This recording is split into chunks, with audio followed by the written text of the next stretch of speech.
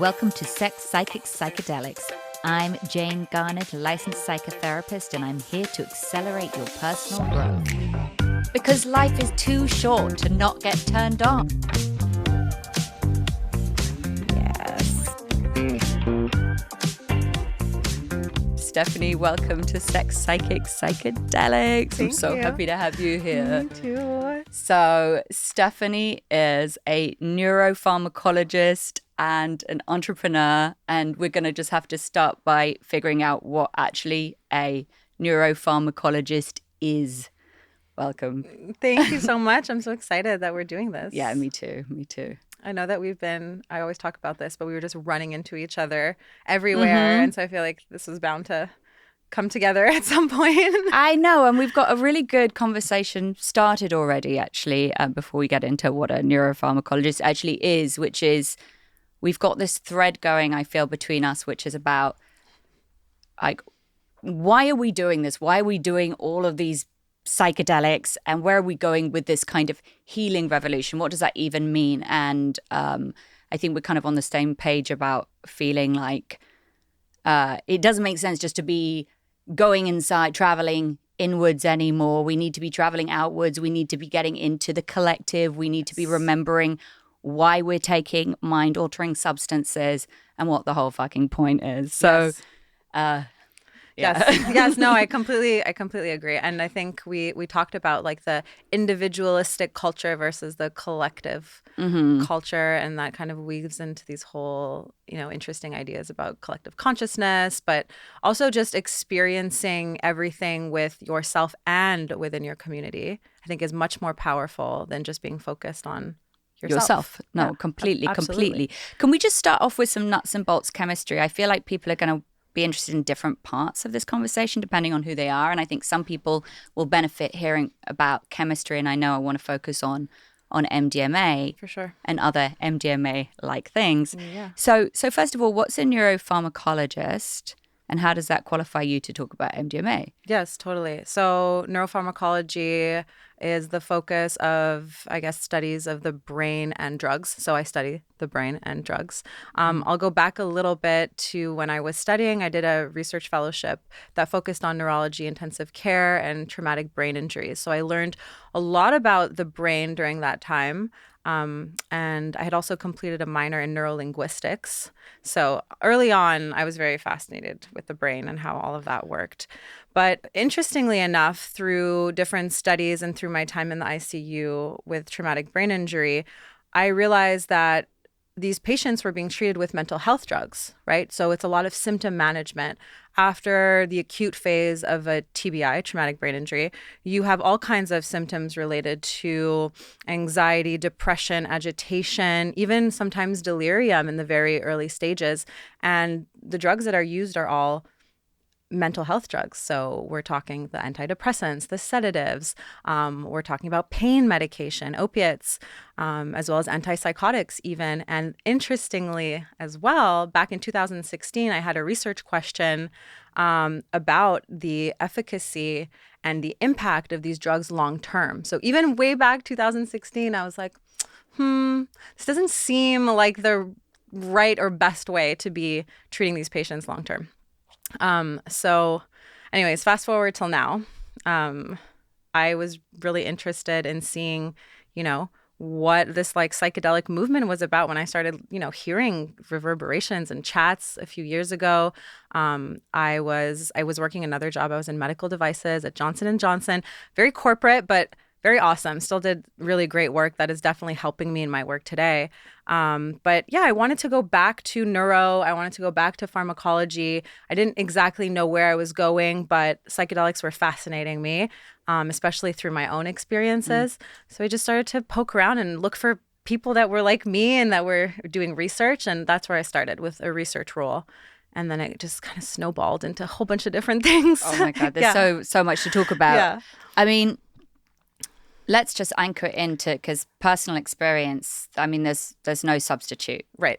We can all read a million papers and listen to a million podcasts, books, education, blah, blah, blah. But there's nothing like experiencing MDMA, I would say, for the first time. I'm curious, did you have a formative experience when you first took Yeah. MDMA? Yeah. So tell me about that. Like, how did it change your perspective, or did it, or what? What happened? It's so interesting, and I know we're going to talk about this because we mentioned how MDMA, found its way into rave and dance culture. And although, there's this like negative kind of shadow around that, I think there's a lot of positivity and a lot of light. But anyways, I know we'll get to that. But that was my first experience. I didn't really like dabble in a lot of drugs when I was young. Of course, I tried cannabis, but MDMA was my first drug. Let's see what this is about. And Armin van Buren was the show where I tried it for the first time, and it was just such an outpouring burst of love. And I love music and I love to dance, but that night I loved it even more. And it just got me realizing that it wasn't just about like staying up late and like partying your face off. That feeling, knowing that you can feel so open and you can feel so much joy and appreciation for a moment, a very simple moment, that was what was really fascinating to me. Like, I can go out and dance. I don't need a substance to make me love that experience and enjoy myself. But I was just, I was having so many thoughts about, previous memories. I was like, I don't know, I was just experiencing joy in the present, but I was also experiencing joy for the past. And that's interesting. Yeah. You were remembering beautiful things that had happened? Yeah, or just like thinking about people that I love and just thinking about how much I appreciated them. It was just all these like thoughts like, oh, I really love this person. Oh, I remember when like we did this and this together. And it was just so interesting to experience that. Yeah, you're fully in the heart's vibrations without interference. And I'd love to share with you my first MDMA experience. And so many different things happened, between then and now. I think I was 18, and I was traveling in Bali, and I went to I think it was a full moon party outside on some deck overlooking the paddy fields. And I thought, well, if not now, then I don't know when. And it was a complete revelation to me, because I remember looking around me and seeing, and at this party, there were so many different kinds of people, all ages, all races, just a really beautiful kind of United Nations of people. And I looked around and I thought, this is my bliss. This is my vision. This is my passion. This, that thing of where you're just like, ting, ting, ting. And I didn't know that it was possible. And I didn't even know it was in my heart until I saw it. And I was so incredibly moved. I just, whenever I think about that, I it still feels the same to me. I still feel like, yes, that's my bliss. It's peace, it's love, it's people in harmony together. And I had a long journey of actually disapproving of MDMA for different reasons that we can get into if we have time. But recently I've come back to it. So I was 18, I'm now 48. This is quite a big chunk of time, right? Lots of different experiences personally with MDMA and professionally with MDMA. Cut to this new year, taking MDMA recreationally, right? I haven't done that for a long time.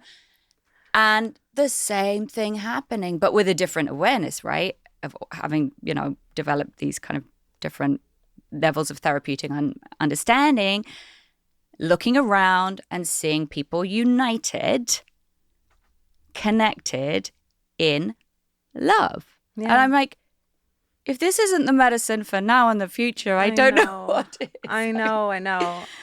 And isn't the beautiful thing that once you experience that level, you realize that you can recreate that and reproduce that on your own. You know that it lives inside of you. Yes. And I think that that's really key, especially for people who are using MDMA as a therapy for trauma. They realize that they can have so much love for themselves once more. And if you're not coming from that place and you're using MDMA, still, like, you don't have to suffer from PTSD to experience moments where you struggle to love yourself. We all go through it. Sometimes we're very hard on ourselves. We're critical. We can put ourselves down. There's like this inner voice sometimes. Yes. So yeah, once you experience something like that, you realize your own power to recreate it. Yes. And your own power to connect. So what you're saying, yes, the inner voice, the inner critic is definitely a block to self-love. It's the block to self-love. It's also the block to other love, other love. It's all the same thing. It's just a block to love. So one of the things I enjoy so much about MDMA is that filter being lifted, obviously, within myself and the compassion being generated there, but also just being able to look kind of unfiltered into a stranger's eyes. Others. And you're like, oh, you're not a stranger. No. You're me. You're home. We're together. We're brothers and sisters. And I think for me, in terms of like, I suppose, dance culture, there's this thing that I relish so much, which is a moment where you look at somebody else, you show them with your eyes that you appreciate them, and they show you themselves. They do some dance moves. They make you laugh in some way. It's a small moment, but it's just like, humans. No, totally. You remember you love humans. Totally. I remember also that one of the things that kind of hit me was, I don't know, I wasn't a teenager. I was like early 20s, but sometimes there's this culture between women. Sometimes it's like not all women are friendly to each other. Like we've all experienced that. And when you go out, you, especially like as a young 20-year-old, you notice a little bit of that. There's like there's a lack of warmth, let's say. Yeah. But then when I would be at these types of events or parties or whatever, and like other people were on MDMA, I noticed like, wow, these people are just openly coming up to you and saying how much they love your outfit, they love your hair, they think you're awesome. And I was like, that's how it should be. I want that culture to permeate the regular default world, like not just dance floors. Exactly. Right? Absolutely, absolutely. And you mentioned that a little earlier that, when you're taking MDMA in quote unquote therapeutic context, right? You are going to be more alive to the idea that you can weave your experience under MDMA back into default world, right? So if I'm working through a trauma specifically, then that's going to kind of affect how I think about my life and myself moving forwards. And so I think that kind of understanding is woven into the therapeutic use of MDMA. In terms of dance culture, I think there's just this sort of broad understanding or idea that you take it, you have a blast, and then you have a terrible calm down, and then you have to go back to normal life. Right. And I think somehow that idea of integration hasn't like fully permeated yet, which is, I don't know, you can go and you can have this experience, and then not only can you have a really great time, but you can actually bring those findings back into your regular life and make some changes. Yeah. It's so interesting because a lot of people look at MDMA and wonder, is this actually a psychedelic? Or is it an entactogen? Or like, what is it? Like, how do we classify? What's an entactogen? An entactogen is a substance that has this heart opening, like feel into your feels. Like an empathogen or different? Yeah. Same. And the reason why people debate over MDMA being a psychedelic or not is because it has this ability to release dopamine, right? It's not your classic psychedelic like LSD, mescaline, and psilocybin. So people tend to put it in its own category.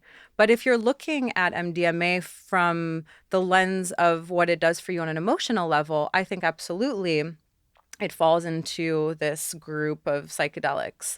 But where I'm going with this is that, to your point, whether you're using it in a therapeutic container, whether you have some sort of diagnosis or not, and you're working with a therapist, there should be an integration piece, because whether you're on a dance floor or in a therapist's office, you are experiencing something that is expanding your mind. That flush of emotion, of joy, that heart opening, that connection you're going to make with someone on the dance floor is comparable to that breakthrough you're going to have in your therapist's office, right? And so, you have to take care of yourself in the following days, because depending on how much, you took, there might be a come down. And we can talk about the neurotoxicity, because I think that there's a lot of misconception about what neurotoxicity is, what makes a substance neurotoxic.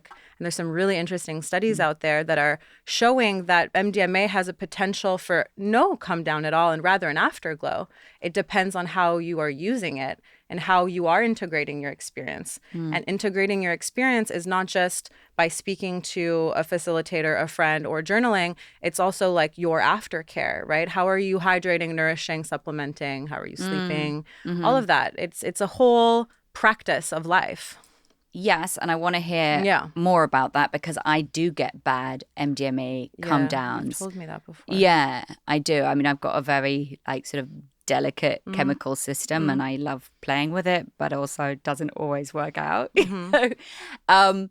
But I'm also curious about for those of us who do get the bad come downs, and hopefully I can find a way out of that because I would like to take MDMA in my life. I would like to be able to have some kind of practice of that. I think it's a great relationship tool and a beautiful, you know, joy tool. But at the moment, I'm still pretty wary of it, and it's very, very occasional for me because of this. But I'm curious about as well that part that comes up during the come down because it's like, you know, PMS or PMDD or depression or anxiety or anything that you might tend towards. What is that part that's coming up, you know, that shadowy part? For me, it's a feeling of, I don't know, like depression, loneliness, anxiety. It's like a nice little like muddy stew. But I started thinking, wait, maybe there's value here too. You know, how am I meeting myself in this? Maybe this is actually also part of the healing. Maybe this is a part that's showing itself because I've made space for it and it wants to clear. So that's another thing I've been thinking about is kind of broadening these maps around our experience of taking MDMA and making space for that, not just being like, oh shit, this bit sucks. Right. Let's just get it over with. I'm just going to sleep through it. I'm not going to do anything. I'm going to eat pizza. Right? You make kind of nice. Make light of the shitty situation. Yeah. I don't know. But anyway, how do we actually mitigate this shitty situation chemically, and how do we get to the afterglow instead of the... Okay, well, here's the first thing I do want to say is something around what you said, where when you're feeling the shadow or you're living the shadow, you don't necessarily want to push it away and ignore it and just chalk it up to a bad come down. Like maybe there's some substance or some truth there. Yeah. Maybe there's something that's coming up and here's an opportunity. Yeah. So yes, but also it could just be that you're feeling like crap because chemically things are a little bit out of whack, right? Yes. So what's important though is that you're asking yourself that question. I think we should all be asking ourselves that question. When we feel something, just because we don't like it and it's uncomfortable doesn't mean that we have this automatic mechanism of like, I don't want to feel it, so I'm going to go to sleep or distract myself. We should be asking ourselves the question, is there some truth here behind something? Like let's look inward and face that shitty feeling, you know? But Yeah. So the dose makes the poison for a lot of these substances. So how much MDMA are you ingesting? Are you ingesting MDMA for more than 1, 2, 3 nights in a row, right? Like at festivals, people might be doing like several days of MDMA. How are you sleeping? And then what are you mixing your MDMA with? Not just, you know, maybe prescription drugs that you might be on, but other recreational drugs. And those habits are what can cause MDMA to be neurotoxic or not, or just make you really feel fried the next day. So my recommendation is you got to hydrate the hell out of yourself, but only before, during, and after. Yeah, of course. And then careful what you're mixing. I've heard people mixing very serotonergic forward drugs together, like MDMA and LSD. And although that could feel amazing in the moment, it could really be a lot for the body, you know? What else tell us some other bad combos to avoid. I mean, I think that mixing drugs in general, you're just making like a milkshake of neurotransmitters. Could be a good milkshake. Yeah. Could be a shit milkshake. Results may vary. Yeah. And I think that you just have to tread a little carefully. Normally when I do MDMA, just like openly speaking about this, it's pretty awesome. Of course, I kind of just do MDMA. Like I'm not going to mix it. I don't think too you much. need to mix with MDMA, do you? I mean, but it's quite a big experience. But many do. Many do. And then they wonder, you know, what's going on. The other thing is alcohol and MDMA, icky combination. Bad, Yeah. That's where we're seeing some more of that neurotoxicity. And the thing about MDMA that's different from the others is that it's an actual dump of serotonin.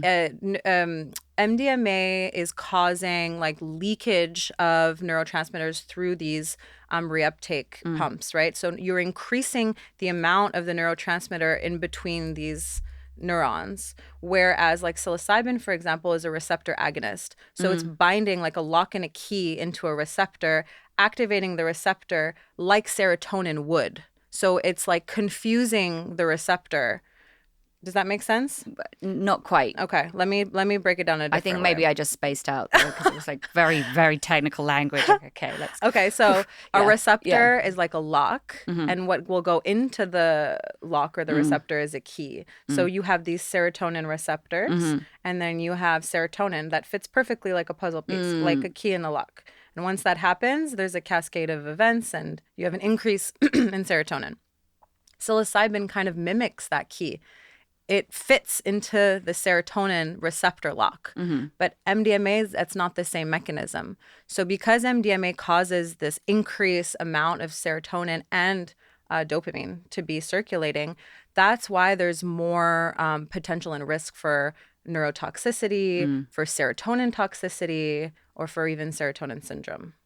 That's a little bit why we tend to feel, icky sometimes after we've used that substance, whereas with psilocybin there's not really a come down. Like you can do a big dose, and of course you could be tired after doing a journey, right? You really went inward and really got into a lot of things, and it kind of like breaks down like how you feel, and it breaks down your ego. So all of that could be very exhausting, but it's not exhausting and taxing in the same way that not in a chemical way. Right. Yeah. Right. No, exactly. And this is something I absolutely love about psilocybin.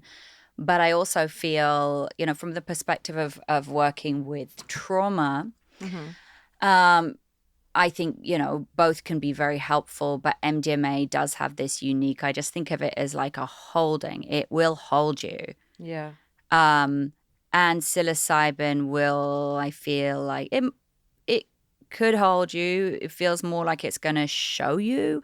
I feel like MDMA will hold you so that you can look at it, so that you can see it, so you can kind of divorce your shame, your bullshit. That's your from what happened. That's the dopamine. That's right the there. That's the dopamine is the holding that I'm talking about. Yeah, and that's what makes you feel confident, shed your fear, look whatever it is right in the eye, and manage to still feel some joy. That's the dual action of the serotonin and the dopamine happening at the same time. It's incredible. I mean, I've seen this with couples, who are having problems, and then like serious problems, right?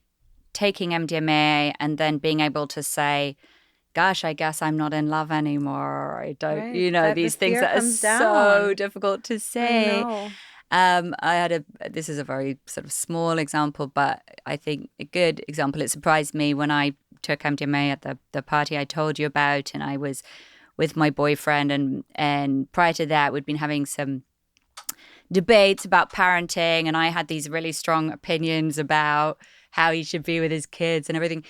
And then we took the MDMA, and I was actually kind of expecting, he was going to sort of like be apologizing to me or something. I don't know. I was like, what I was surprised to hear myself saying, and I was just saying it without even thinking, I said, God, I've been such a know-it-all about your kids. I'm so sorry. I just, I was like, it makes you brave. I didn't even see that. Yeah. I didn't even there was just like the ego was gone. And he was like, yeah, you have. And I was like, yeah, I did. And like that was it. Yeah. So there's a transparency there. Totally. And it's funny because people don't typically report ego dissolution with MDMA, again, because it's an amphetamine. And amphetamines tend to boost the ego. They make you chatty Cathys. They make you very confident. You're really feeling yourself. But I see what you just described as, it's like you didn't even realize it, but like whatever fear or like, you kind of went into this like courageous place where you're like, I'm gonna apologize, and people who aren't apologizing when on the inside they may know that, they might have spoken out of turn or been out of line. That's like a fear-based, behavior It sometimes. definitely is, Yeah. but it's also short-sightedness. Oh, of Like we course. can't see what we can't see. Like Right. in that situation, I actually didn't know that I was being a bit of an Right. asshole. It I didn't. kind of came to you, Yeah, a I was little just like, oh, download. I was kind of being a bit of an asshole, and it Yeah. was fine. And that we are. Yeah. That's part of being a human. It's fine. It's not fine if we can't see it and we can't get over it. Right. And that's why I do think these things are incredibly useful. I'm curious that MDMA is sort of thriving so much, or has been thriving so much in entrepreneurial communities. What do you think that's about? I've heard that. Yeah, I don't know. I'm in tech, obviously. Yeah, I know. I hear that. But in tech in general, we hear about this culture of like work hard, play hard. So Mm, like maybe it's kind of related to that. But I do think that there's this culture where they're really after mind expansion. Like they yeah. just want to get to the next level. Yes, it's the futurists. Yeah. Yes, yes. And what's the book? Oh gosh. It'll have to come back to me. How to It'll come change your back to me. mind? No. No, the one that essentially, gosh, I forgot it right now. The one that essentially describes how altered states of Mm, consciousness through various means, not just psychedelics, right? Breathwork, meditation, extreme sports, mm, adrenaline rushes, music, dance, all of mm, this, um, is the key, is the answer, right? mm-hmm. It's really killing me that I can't remember the name of this book. But anyways, You'll tell me later yeah, I'll when you tell you remember. later, and we Yeah, can like link it or yeah. something. But it's really fascinating because they speak about not only Burning Man culture, but they speak Mm, about Silicon Valley and tech culture and how a lot of especially these groups end up at Burning Man. Like they mm-hmm. really are after these experiences that are going to enrich their lives outside of the workplace because they know it's going to transpose and translate itself into the workplace and allow them to always be elevating and Mm-hmm. leveling up, especially in tech. It's like a very, innovative field and you Mm-hmm. always need to be surpassing yourself. And I think a lot of fields are like that, of course. Like you look at music and Yes. medicine. So there are many examples and applications of this. And it's called Stealing Fire. There we Ah, go. okay. Thank you. Yeah, I Yeah, heard and of it that. I it haven't goes read it, back but to the yeah. story, the ancient Greek legend of how the fire was stolen, and that was perhaps the kykeon, the drink of Eleusis, where they had these secret ceremonies, and perhaps this drink was spiked with some sort of ergot mushroom. Perhaps it was a type of LSD beer, but it's crazy. There's so many stories now and investigations that are trying to explore like humankind has been looking to connect with the other realm, the dead, expand their minds for so long, and we're just seeing it just kind of change but apply itself, in our present day. Yeah. I really hope we can spread these benefits collectively. I mean, I think I'm personally at a stage where I've been talking about, back to what we were talking about at the beginning, but I've been talking about people's inner lives for so long now.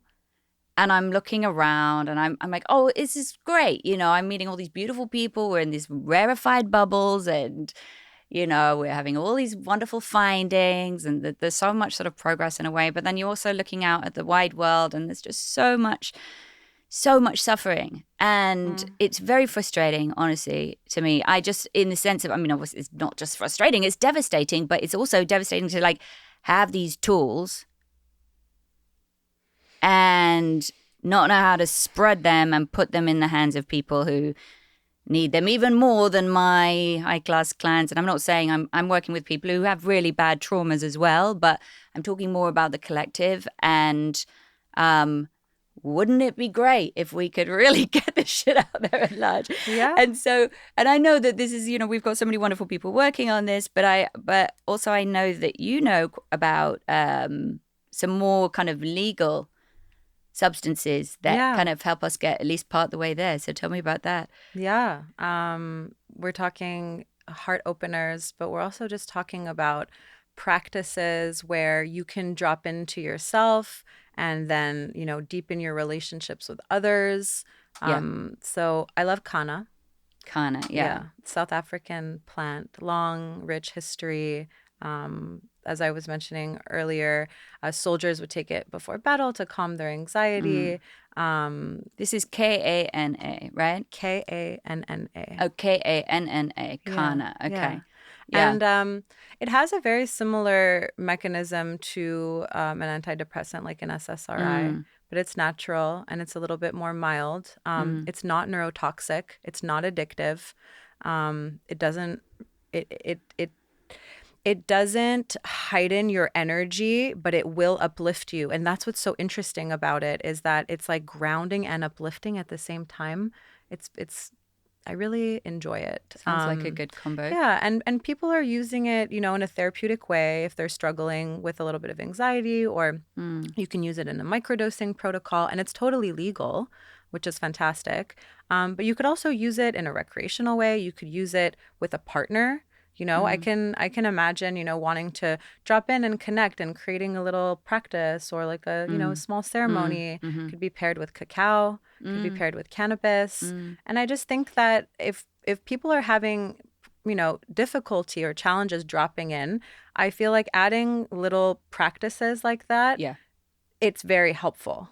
You create like a ritual around it, Mm-hmm. and then Mm-hmm. maybe you sit on your couch and you journal for, whatever, 15 minutes, and it's amazing, or Yeah. maybe you explore a conversation with a partner. Could be a difficult conversation, could be a really fun conversation. Mm, mm-hmm. Maybe, Mm. it gets you feeling a certain type of So it way. helps you connect. Yeah. Would you take it with your partner to have a conversation? Yeah, Yeah. yeah, why not? And Yeah. and I said, like, you could make it as it could be about anything. If Mm, there's something difficult you want to discuss, sure. If it's something more fun, you want to share some mm, fantasies, you want to drop in mm, about your mm, relationship, mm, maybe it'll get you mm. there, you know? Is it nice on a physical level? Is it good for sex? Um, yeah, yeah, Yeah. Yeah. yeah. It has like libido boosting I think these kind things are of, so but different though for it people, don't they? depends. Yeah, it Yeah. depends. It's not Yeah. like you're taking it for You're not your taking libido, but Yeah. I have heard that blending like Damiana and Kana together could be Mm, really nice for libido or a mm, little mm-hmm. steamy night. So many fun chemical experiments Yeah. to do. And Yeah. I forgot to answer your question Mm. earlier.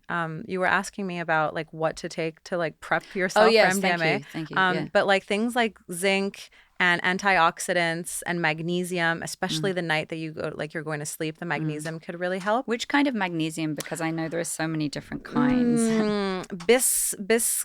I always like mess up the name. I'm visual. I think it's called like bisglycinate. It's a Uh-huh. little bit easier on the On the stomach. stomach, yeah. Yeah, I think Yeah. that's the one.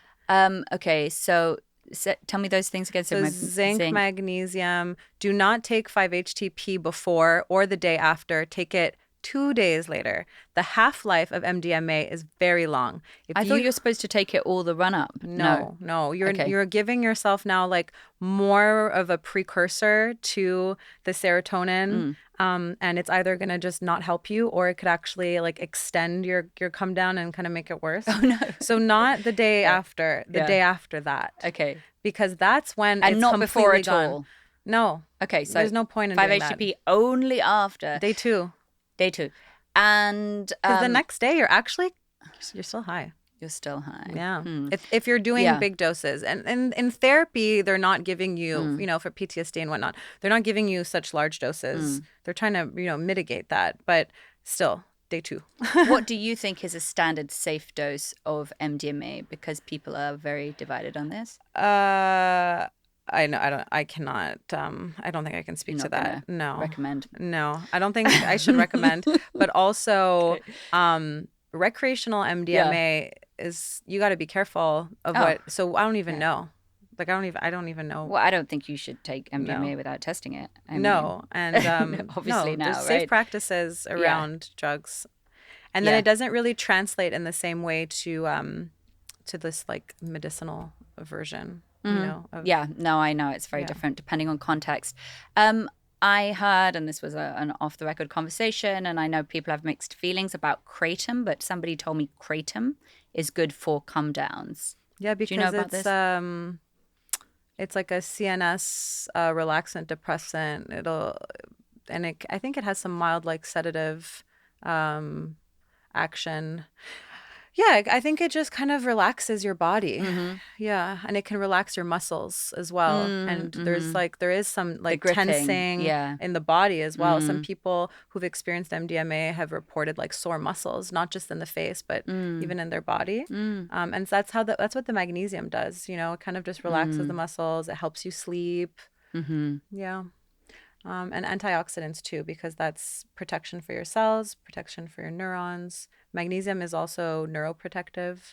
So, yeah, but everything, you know, whatever context you're using, you know, MDMA in, you have to you were saying like there should be like an intention behind it. Like Mm-hmm. even if it is recreational, even if you are reporting to the dance floor, Yeah. like there has to be some thought behind what you're doing. Like it's not throw caution to the wind, like take anything, take however much. Like I think there should be prep and aftercare and lots of other I'm glad you practices in said that because between. as you were talking about all of these things, I was saying, "Oh God, that's such a lot of work." But of course, That's you how it should should work, and be. it is a big deal. I mean, it really is a big deal to I think shift it your is. consciousness like that is huge. And yeah, and I think that before, during, and after is a good way to think about it. And I think that there are bright sides and shadow sides of all of it, right? And one thing I wanted to address was, you know, for people who haven't taken MDMA, you know, different things come up on it. I mean, the cliche about MDMA is everybody just sort of hugs each other, and you know, it's all like just a total cuddle puddle love fest. And I think there is that. Obviously, there is that part of it, and that part is so therapeutic and healing. Also, the shadow could come up on MDMA, and I think that's also really interesting for me as a sort of a dive of the psyche. I think it's so fascinating. Like I never, like a lot of people want to have sex on MDMA. I Yeah, don't. some people don't. I And don't. and Yeah. men find it hard Yeah. actually sometimes, and actually women too. I've heard a Yeah. lot of stories about Yeah. But that. it's Yeah. almost like, for me, it's almost like it's not just that I don't feel horny. It's actually like almost like an aversion. It's like there's a shadow that comes up Oh, around it. interesting. Yeah. Yeah. Yeah. It's really interesting. It's like it brings up some kind of wall in me. So that's not a pleasant feeling necessarily, especially if you're with somebody you really want to connect with. Right. Um, but it's another interesting thing to look at, you know. For It's like look at sure. all of the parts of the So many experience. different Yeah. experiences, different times, different days, who knows? And I think we have to avoid such cliches or at least just provide a lot of education because what if someone talked it up to you, you know, and it's like your first or second time, you're kind of new to it and they're like, you know, best sex of your life, like you Mm, must do this, you must try this, and then you go in with this expectation or yeah. someone has essentially set the tone for your experience for you. And then if it Mm, doesn't match that expectation, you can be disappointed or whatnot. So I feel like go in prepared, but don't go in with a million expectations. Like shut out the noise and like really think about what you are seeking mm. and try to get there yourself. Yeah. Exactly, exactly. I mean, it really, people are so different. And this sort of brings me back to the Silicon Valley thing, because I feel like I've met quite a few kind of really brilliant entrepreneurs, but maybe their social skills are less good and they take MDMA, and for them it's like such joy just to be able to have a fucking conversation with another Yeah. human, right? And then for me it's like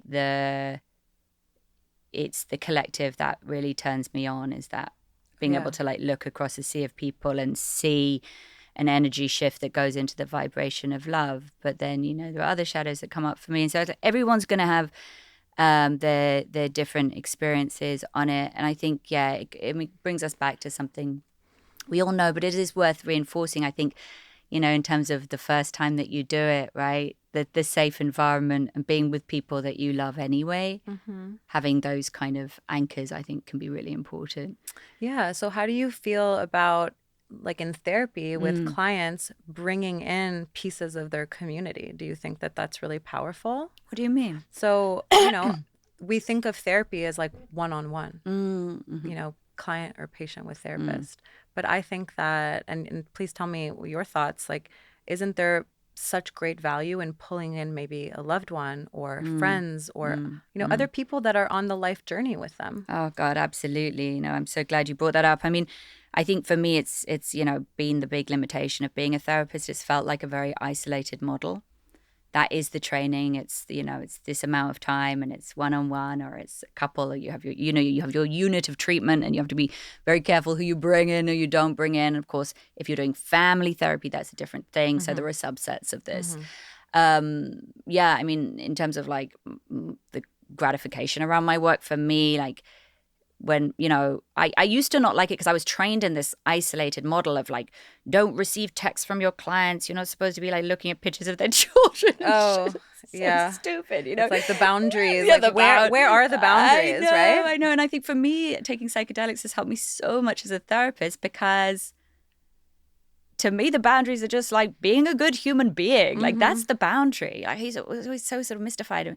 I mean, and don't come on to your clients. And when sexual energy enters the room, like, there's ethics. There's ethics. But like, if your child, if they want to show you a picture of their child, or they want to bring in a friend, or it's like, of course. And I think it's such a good question, Stephanie, because it brings up this, this, I think, how mental health has gotten really skewed over time. It's become a very lonely model.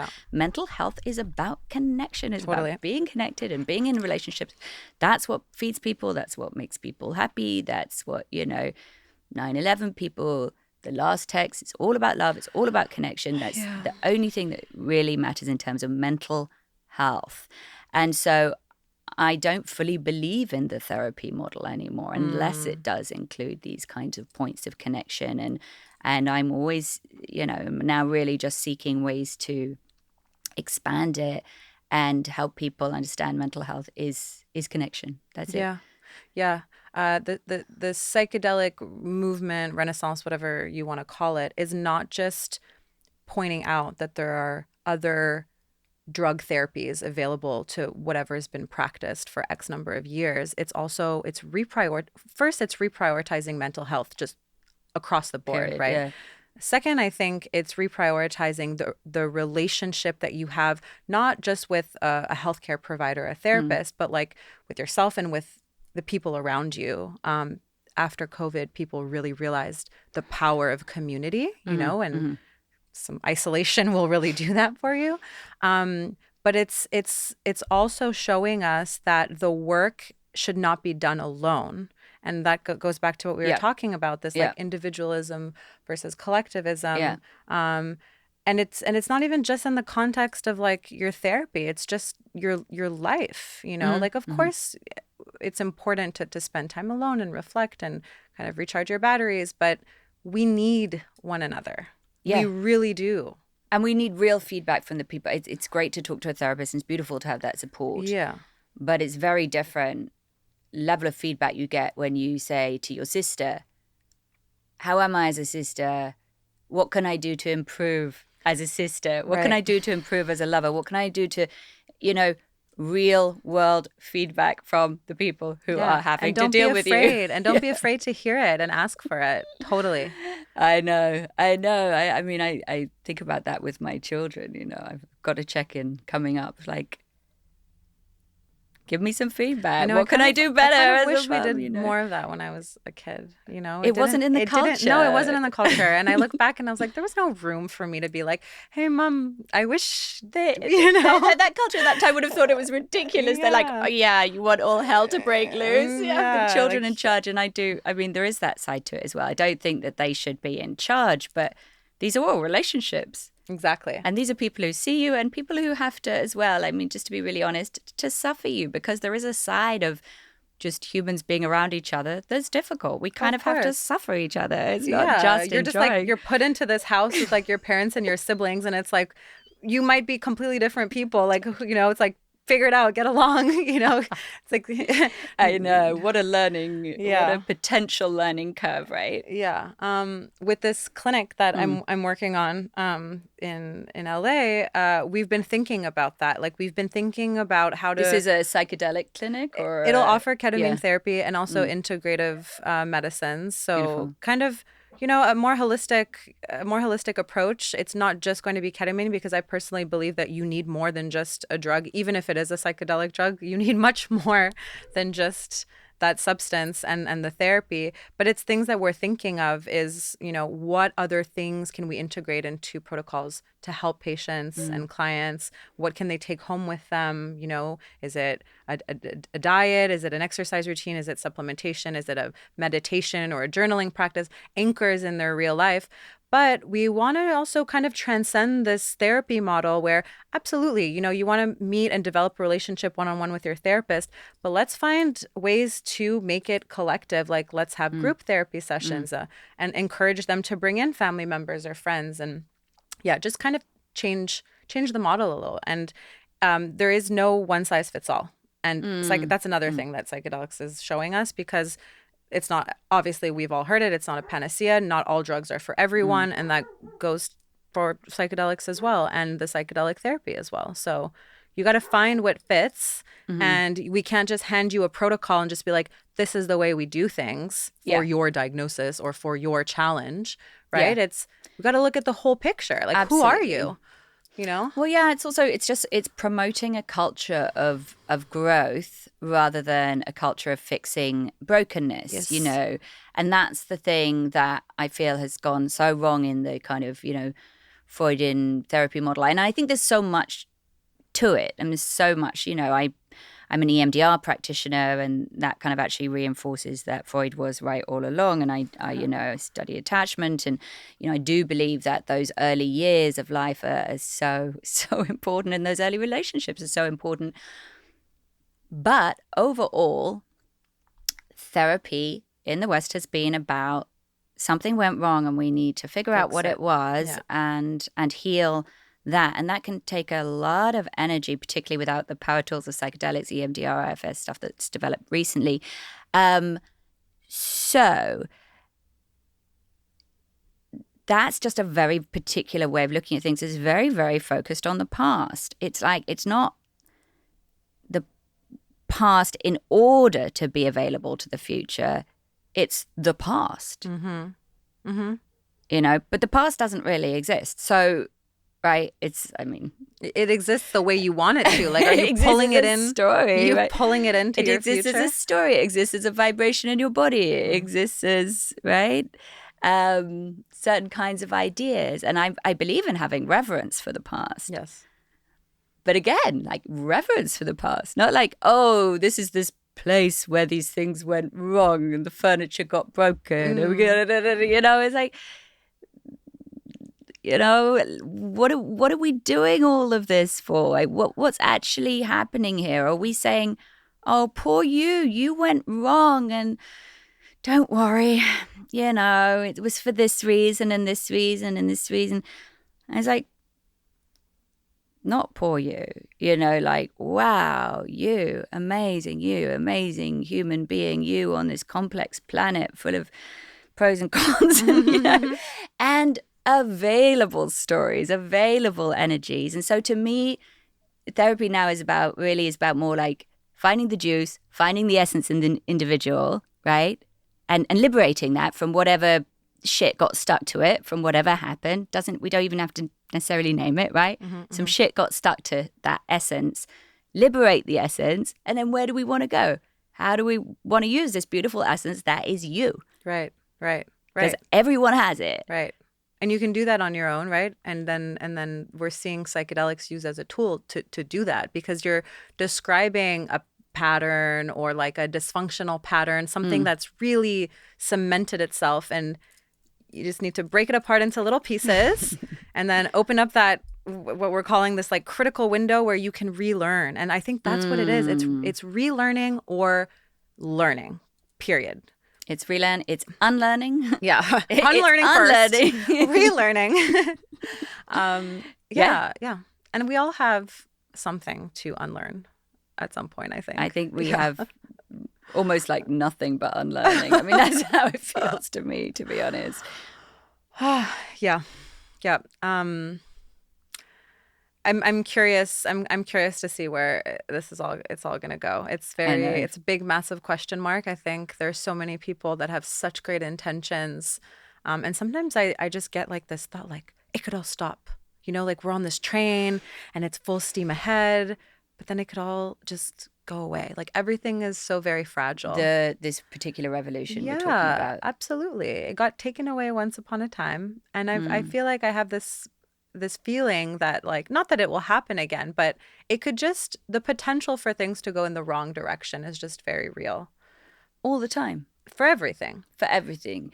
And I think because this is something, it's not new. It's new in the sense that we're living it in a new way, and we're experiencing, policy shifts and advocacy and people getting into it professionally. And meanwhile, people have been having their own, personal journeys and traditional practices for all these years. But it's new for us at this point in time. And so I think we just have to take great care of each other and of this movement. I love calling it a movement because it does feel like a movement. I feel like people are really changing their minds. I've been talking to my parents about mushrooms for so long.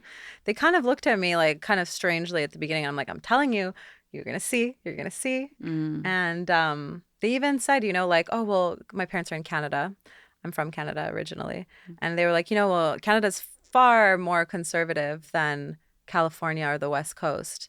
And I was like, yeah, okay, but people are after like the science and the evidence, and lo and behold, Canada's kind of ahead in terms of giving access to psilocybin. Hell yeah. Canada. Yeah.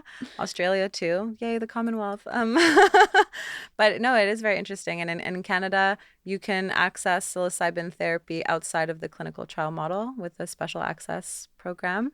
It's not a perfect system, but it's moving along, and there are people that are really making a push. I became a psilocybin prescriber in Canada, so I can help patients access through this special program where we make a case to Health Canada for why this patient should be able to receive this treatment. It's very prominent for palliative care because there's a lot of end-of-life anxiety and acceptance of a terminal diagnosis, for example, or a lot of pain sometimes. But we're seeing it kind of expand. They're trying to get it for major depressive disorder. And so it would be prescribed, or would it be prescribed in conjunction with therapy? How does that work? Yes, therapy. But could it be like a nurse practitioner that administers in end-of-life care, or how does that work? Right now I'm seeing physicians, but nurse practitioners have also done the training for psilocybin therapy with the organization called TheraPsil in Canada. And so if you have a license to practice medicine, and nurse practitioners do, they can totally be a part of it. And there are therapists that are also going through these trainings to be able to accompany people on these journeys. And they're trying to expand it to include more patients. They really did start with the worst cases at first, but we're seeing it grow, and I think it's a fantastic endeavor. And here in the United States, things are state by state. It's not as collective in that way. So I don't know if we can have a special access program like that on the federal level, but I would love to see something like that come through for these states, that have at least made moves to decriminalize. Even Ann Arbor has decriminalized. So those states are maybe a little bit more forward thinking in this realm. So I think it's possible to create some sort of system where we're helping more people. I'm hoping. I'd love to talk to someone who's potentially working on that. Yes, hello. So would I. Find me. So would I mean, when you bring up end of life care, your point about preciousness really comes home to me big time. We know the results are amazing, right? In terms of reducing fear around death and pretty significant stuff like that we want for our loved ones. In fact, I had such a precious night with my mother. I mean, I've had many precious times with her. I mean, gazillions, but like next level precious, where we took mushrooms together and sat in front of the fire and really, played music. And I've never felt like a room so suffused with love, at least between two people. I mean, it was just, we got to just kind of rest in our love, be in our love. And I always think, that's something I will just have, that in my heart forever, in terms of just being able to really, really just appreciate our bond and relish our bond in its kind of purest state. And I think that to be able to share that with your loved ones, particularly when they're That's beautiful. getting up there, is really such a beautiful thing. Yeah. In general, people are more accepting of mortality, of life's ending, and they're finding beauty in that, you know. I've always had mixed feelings about death. Yeah. You have? You weirdo.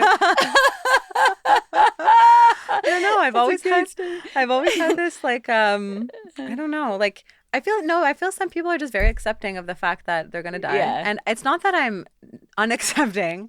It's that I think I love life. Yes, I think you do. I love Yes. life, and I'm just like, this is gonna end. The first time that I took mushrooms with my partner, we were camping. We were a new couple. We were camping in Joshua Tree, my first time in Joshua Tree. So this was just like, oh my God, you know, this is amazing. This is beautiful. Where are we?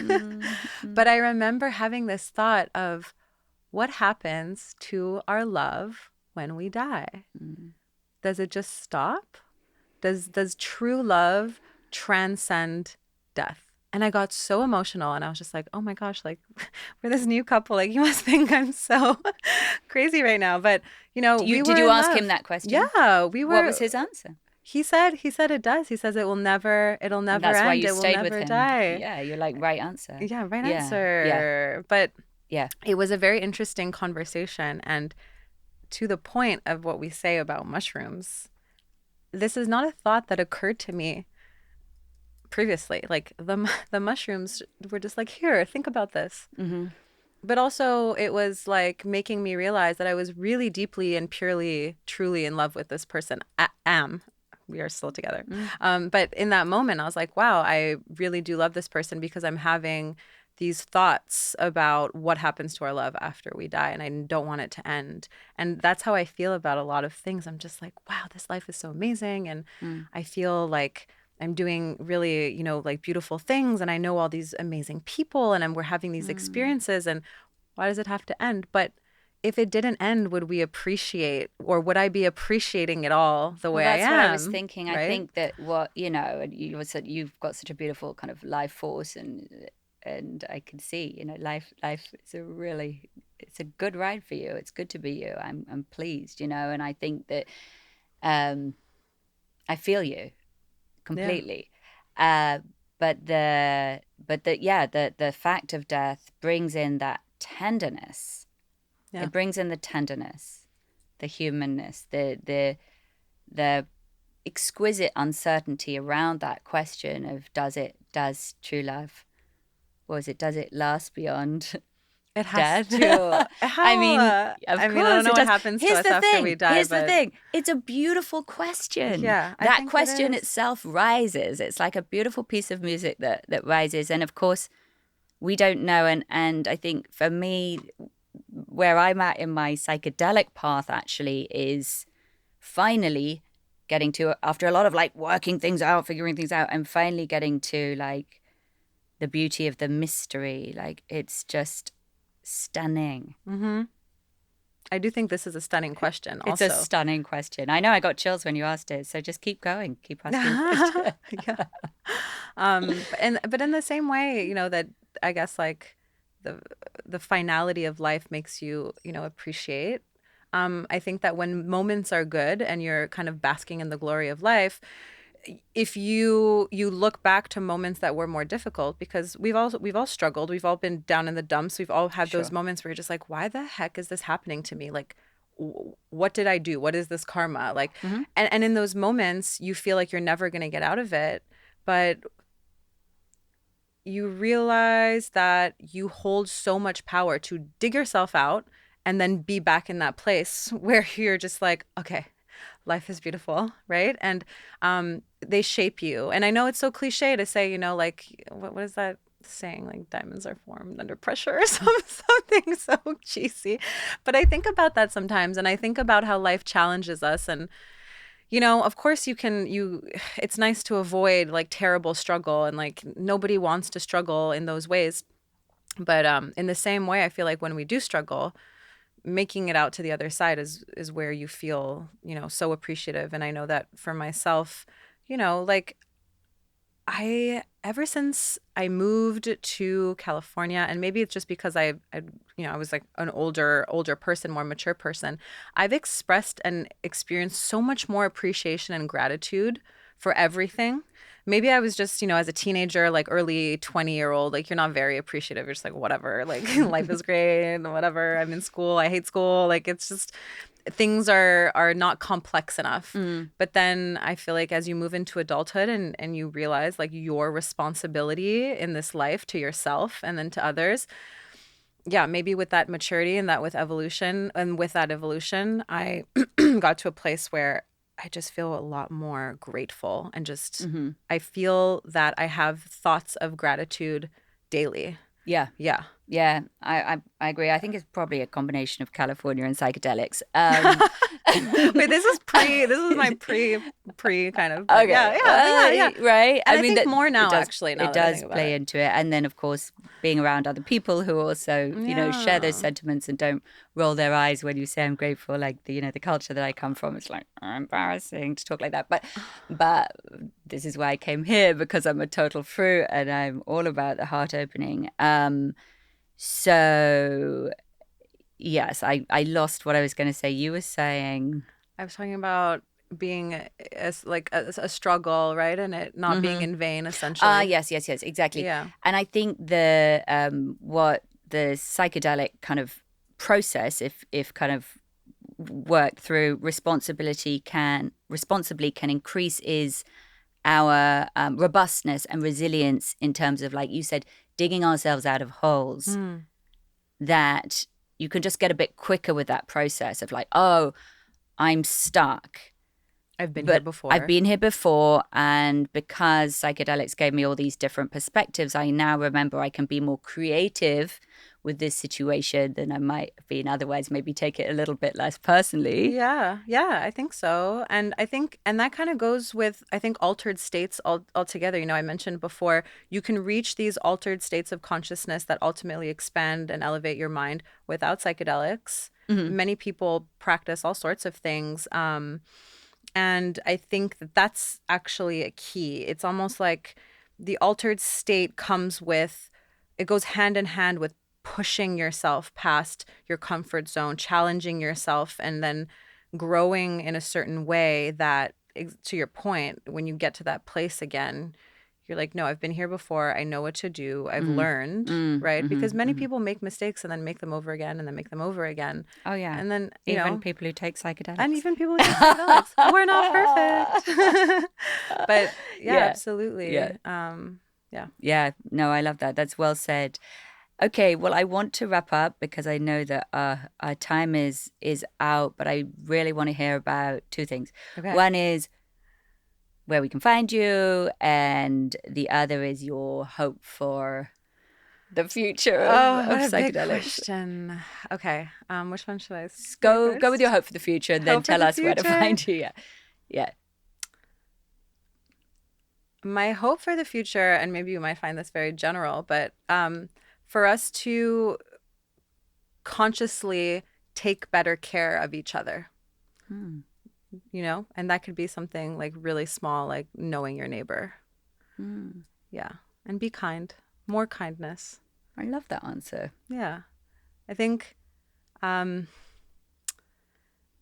I don't know. I think that, and again, like keep coming back to this concept, or I keep coming back to this concept of like the collective over like the individual, but it's so easy to get wrapped up in your own shit, and then kind of like, push the needs of someone else aside.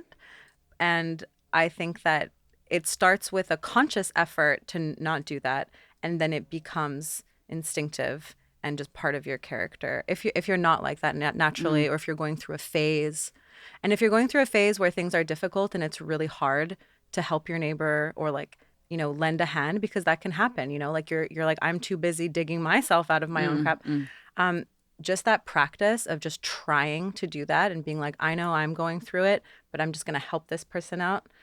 I think that that's huge. And I think that that's growth. It's huge because it empowers you as well. It reminds you Yes. you have agency and you're not alone as Yes, well. exactly. Yeah. Exactly. And that, things could be bad for you, but it doesn't mean that you're now helpless, in the face of something else for someone else. So I guess that's my hope. More of that. More of that. I'm with you. More of that. Yeah, definitely. And then where you can find me, my website is called beyondthebench.life. Beyond the laboratory bench that's the reference there. That's the best way. There's a little contact form that you can reach out through. And if you want to send me a direct email, it's look@beyondthebench.life. Okay, amazing. And obviously I need to know about these sparkly pants. Thank you I wore so them much for for wearing you. them. I knew you did. I took them personally. And I had a feeling you were going to wear pink too. And we're talking about love and connection and all these things. It felt very much in theme. Yeah. Amazing. Thank you. Thank you so much for having me. Very nice. Love talking to you. Love talking to you too. Thank you, Stephanie. Yeah.